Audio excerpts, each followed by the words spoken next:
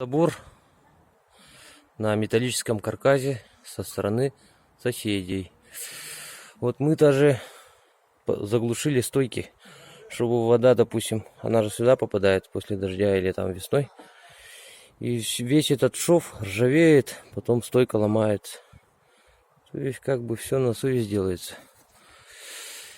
Это 108 труба, это 89, это 40/20. Вот. Краска ржавостоп называется. Это не краска, которая, как сказать, есть антиржавчина, но она дешевая. Это дорогая краска, матовая и смотрится вообще супер. Вот так вот наш забор. Ох, какая красота. Переходим в ту сторону.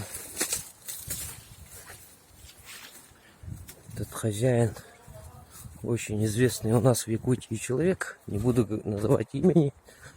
То есть этот участок и тот участок очень известные здесь люди.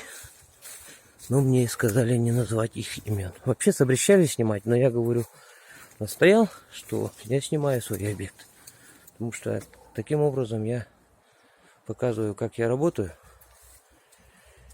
И, в общем, на чем я зарабатываю. Ну и мы, и я, в общем. Вот так вот. Здесь еще окантовки нету, заглушек нету. Ну, короче, добить осталось там. Вот так вот.